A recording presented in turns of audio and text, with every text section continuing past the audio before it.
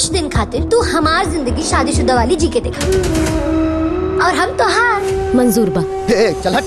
रवा कोनो पहला मर्द नहीं के जेकर दोसर ब्याह होता। नमस्ते प्रणाम, आप सब देख रहल बानी भोजपुरी प्लस। था आज हमनी जोना ट्रेलर के रिव्यू करे वाला बानी ओकर नाम बा उत्तरायण। जी हाँ, उत्तरायण जोना में गौरव झा, यामिनी सिंह, रक्षा गुप्ता जैसन कलाकार बाड़े।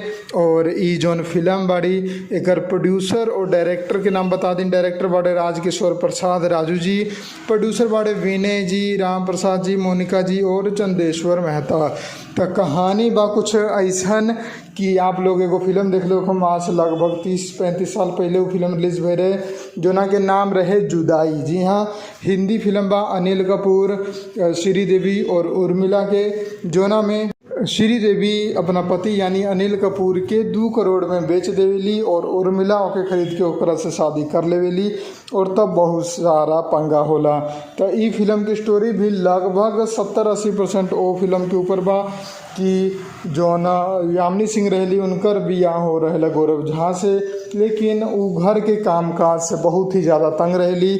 और यही बीच ओकर एगो सहेली रहेली जो कि बहुत ही ज़्यादा अमीर रहेली और ओकर कोनो परिवार ना रहेला। तब यामिनी सिंह ओकरा से कहली कि सबसे अच्छा बा पैसा और पैसा के बिना कुछ भी ना बा, पैसा बा तो सब कुछ मजा बा। लेकिन ओकर सहेली के का नाम रहेला कि पैसा से कुछ ना होला, जो कुछ होला उ सब परिवार से होला। तब ई दोनों सहेली मिलके ई कहली कि एक दूसरा की ज़िंदगी हमनी एक्सचेंज कर लेता नहीं। और ओकरा खातिर यामिनी सिंह अपना परिवार के सामने जाके ड्रामा करेली और अपन पति के सामने शर्त रखेली कि आप दोसर शादी कर ली। लेकिन ओकर पति मना कर देला। लेकिन ओकरा बाद भी उ बीमारी के ड्रामा करके डॉक्टर से ही कहवा के कि कुछ दिन बचल बा, इनकर अंतिम इच्छा पूरा करी और ए तरीका से अपन जौन बात बा उ अपन पति से मनवा लेवेली। तब ओकर पति कर लेवेला ओकरा से शादी ओकर सहेली से। तब जौन यामिनी सिंह रहेली ई बीमारी के बहाना लगा के हॉस्पिटल में रहेली पति के नज़र में, लेकिन असल में यू अपन सहेली के घर पर ऐश करेली और मौज करेली, खूब पैसा उड़ावेली। और ओकर सहेली अपन पत्नी धर्म बहुत अच्छे से निभावेली, कोनो भी घमंड के बिना अपन पति के सब बात मानेली।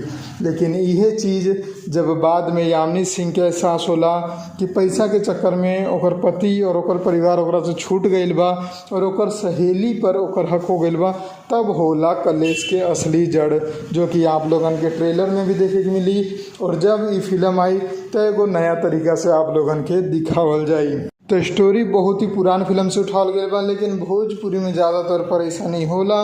तो अगर आप लोग एगो फैमिली ड्रामा फिल्म देखेला चाहता नहीं तो आप लोगन खातिर अच्छा चॉइस बा ई फिल्म। और अगर हमारी ये रिव्यू पसंद आयल बा तो वीडियो को लाइक करी, ज़्यादा से ज़्यादा शेयर करी।